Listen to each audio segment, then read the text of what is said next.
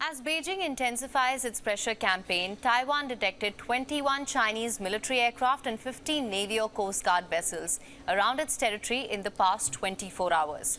Taiwan's defense ministry has released a statement saying that 10 Chinese aircraft crossed the air defense identification zone in the past 24 hours, and Taipei responded appropriately.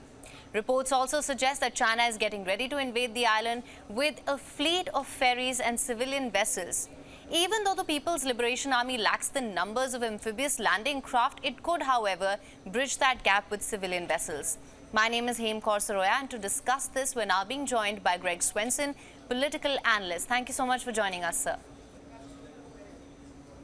Thanks for having me, Hem. Sir, Beijing's pressure campaign is intensifying, especially since the swearing-in of Lai Ching-te. Taiwan reported that it detected 21 Chinese military aircraft and 15 Navy Coast Guard vessels around its territory. How do you assess this?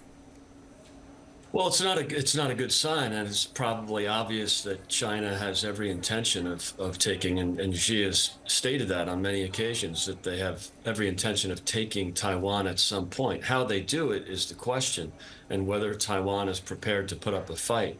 I don't think they are. I think they're unprepared. They're spending only 2.6% of their GDP on defense spending. And if you look at the war games that have occurred, really only American forces could repel an amphibious assault from China, mostly forces from bases, U.S. air bases in Japan. So, this is not something that the world is prepared for, and especially Taiwan is not prepared for it. Absolutely, sir. Now, reports claim, as I mentioned earlier, China is preparing a fleet of ferries to Taiwan, to send a fleet of ferries to Taiwan. This comes after China staged military drills around Taiwan. Should Taiwan and the West be wary of China's civilian ferries to be used as part of its invasion fleet?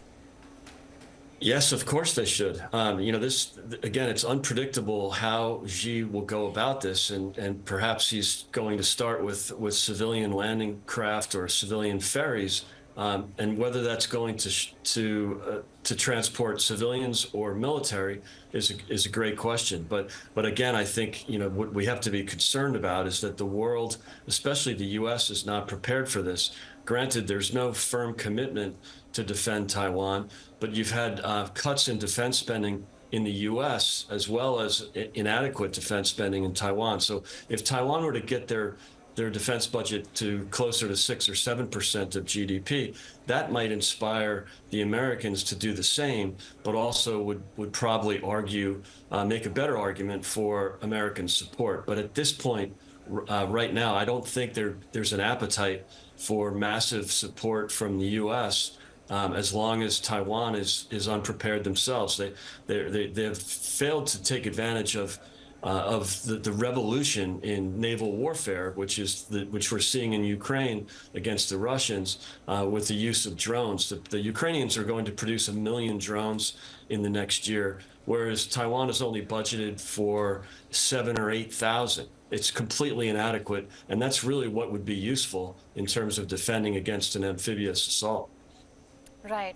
Now, that being said, just for better understanding, China lacks the amphibious transport capacity that's required to conduct a cross-strait invasion, and thus, according to reports, it relies on these civilian ferries. What's your take on China's quasi-civilian strategy here?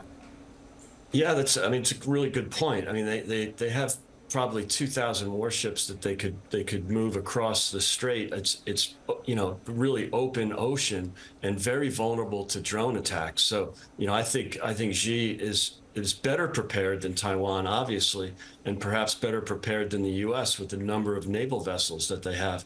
But on the other hand, it is defensible if they had a proper drone program or proper drone defenses, but that's not the case right now. So perhaps Xi is moving because there isn't really a defense that Taiwan can make against an amphibious assault, whether it's civilian ships or naval vessels.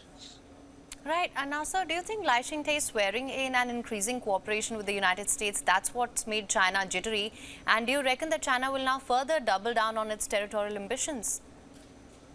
Probably the latter. Yes, I think they will. That's clear. Now, there could be some negotiations or some diplomacy between the U.S. and China, but right now, again, the U.S. doesn't seem to have an appetite. You've seen the Biden administration cut defense spending and really been shrinking the Navy for the last 3 years. So, at this point, the trend would suggest that the U.S. will be below 300 vessels in the next few years, whereas the Chinese are well into the mid 400s. So, granted, the U.S. fleet is probably more powerful when you look at the size and scale of the vessels, especially with the carrier fleet.